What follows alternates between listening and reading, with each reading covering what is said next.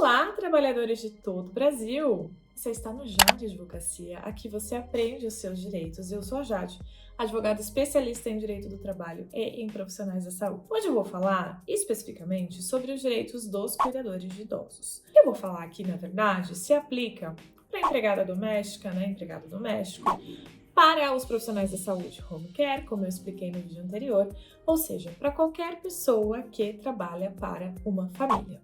Tá? E foi contratado por uma família. É o seu caso? Quer saber mais? Conhece alguém que precisa saber sobre isso?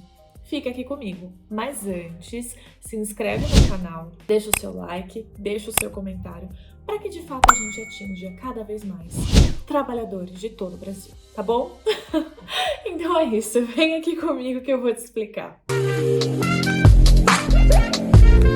Então, como eu já havia explicado inicialmente, eu vou trazer um compilado aqui, algumas regrinhas que cabem para qualquer empregado que trabalha para a família. Quem trabalha para a família não vai fazer a família ficar mais rica, então não tem lucro nessa relação, Diferente de quando você trabalha para uma empresa e cada vez mais a empresa fica mais rica. Os cuidadores de idosos, as babás, as empregadas domésticas, os profissionais da saúde home care, eles acabam se encaixando nesse pacotão de regras. Mas cuidado aqui.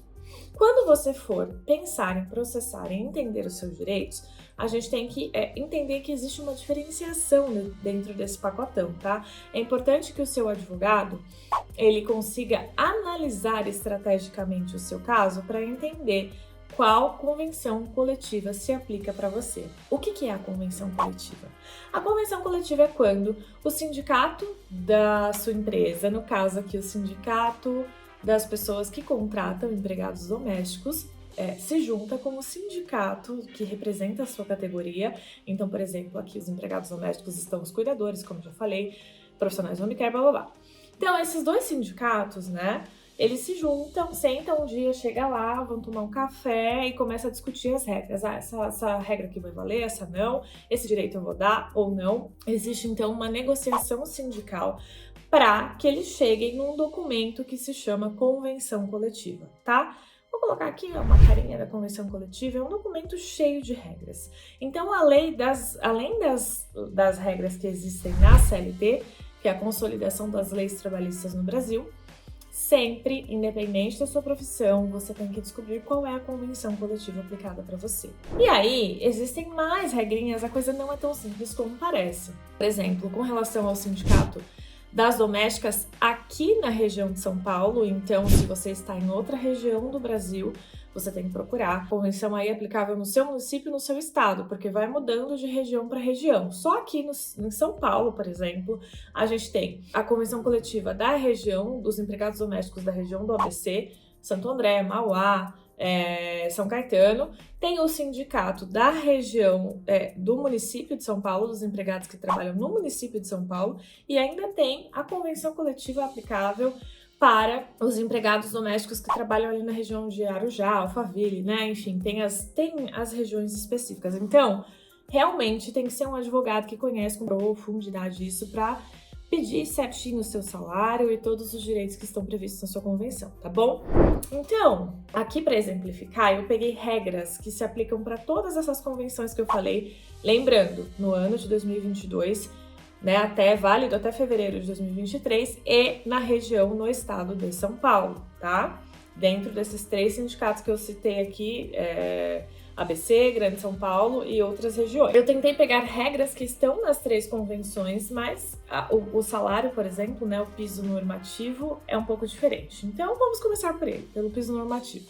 A primeira regra é com relação ao salário. Existe ali o salário mínimo, Mas além do salário mínimo, existe o piso salarial. O piso salarial é o valor do salário que está previsto na convenção coletiva. Então, a empresa tem que respeitar aquele mínimo, para determinada categoria. Então, com relação aos cuidadores de idosos, ele tem um piso diferente, um piso específico, e ele está previsto na convenção dos empregados domésticos que trabalham na região do município de São Paulo. E esse piso em específico, ele é de R$ 2.334,51 e muda, aumenta se a pessoa mora no local de trabalho.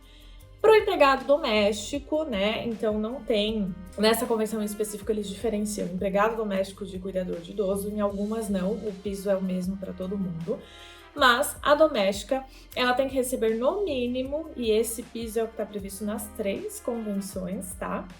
R$ 1.433,73, e se morar no local de trabalho, o valor aumenta. Vou deixar essa tabelinha que eu tirei dessa convenção aqui para você dar uma olhada, enquanto eu estou falando, acho que ela está passando, edição coloca isso, para você entender, tá?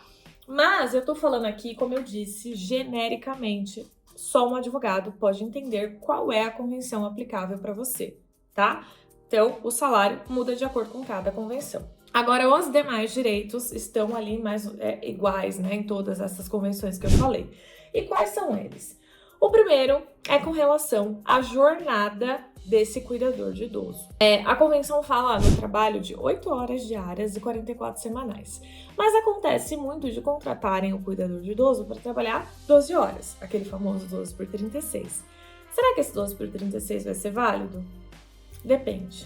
A convenção coletiva fala que tem que existir um acordo coletivo para que essa jornada diferenciada, né, ela seja considerada válida. Então, o que quer dizer isso? Que não basta o empregado chegar em você e falar assim, ó, a partir de hoje você tá trabalhando, vai ter que trabalhar 12 horas. Não. Na verdade, quem está te contratando, a família que está te contratando, tem que ir lá procurar o sindicato, né, e negociar diretamente com eles para poder estabelecer essas 12 horas. Não fez isso? Não existe esse documento? Você não assinou nada? Não lembra de nada falando que você podia trabalhar 12 horas? Sua jornada está errada? Você pode entrar com uma ação trabalhista e pedir o quê?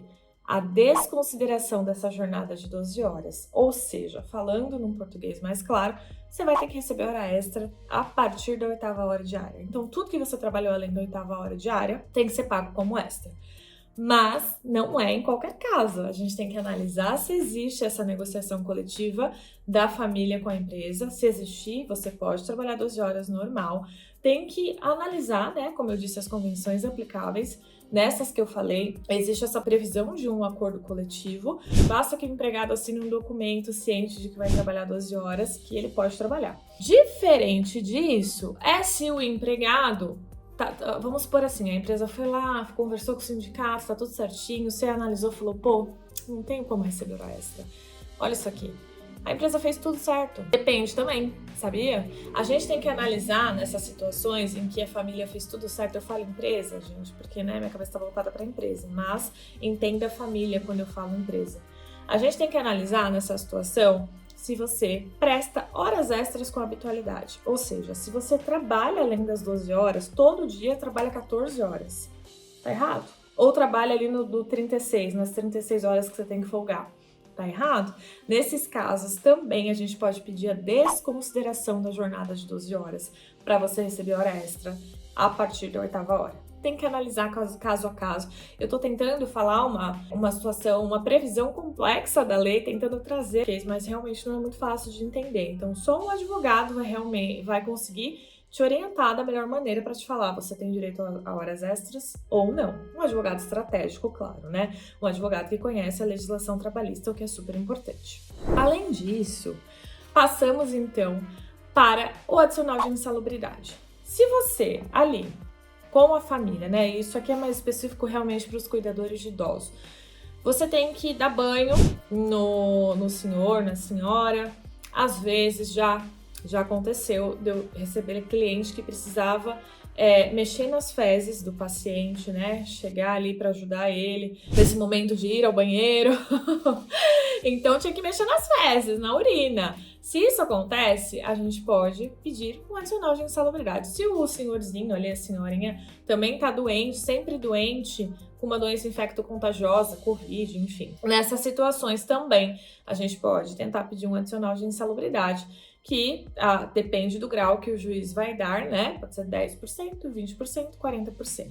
Certo? Então falamos aqui do salário, falamos da jornada, falamos do adicional. Então agora falaremos de mais 2 adicionais. Então o adicional de hora extra e o adicional noturno. O adicional de hora extra é de 50% em todas as convenções e de 20% o adicional noturno também em todas as convenções, tá?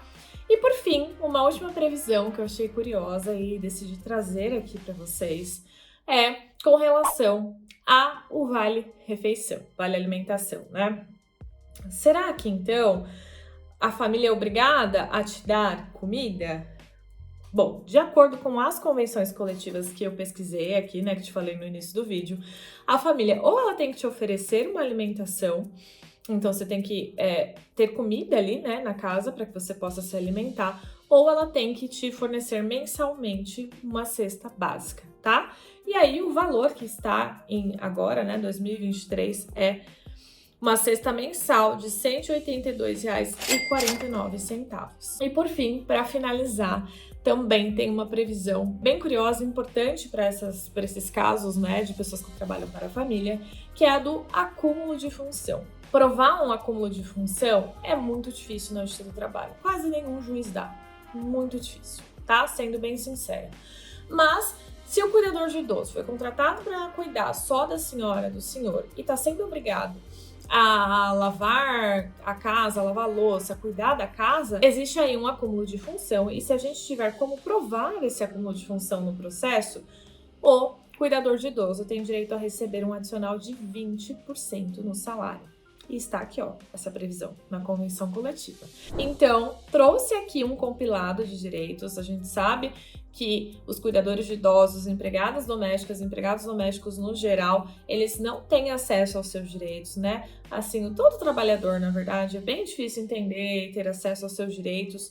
E não os direitos que a gente já sabe, tá, tem direito a hora extra, tá, mas em que situação, né? Então eu quis trazer esse estudo mais específico para te ajudar a entender se a família está cumprindo os direitos ou não, tá?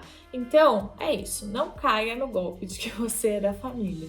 Você não tem que ser da família, como eu já disse algumas vezes aqui, você tem que ter os seus direitos respeitados, certo? Então, se inscreve aqui no canal e eu te espero para um próximo vídeo. Um beijo!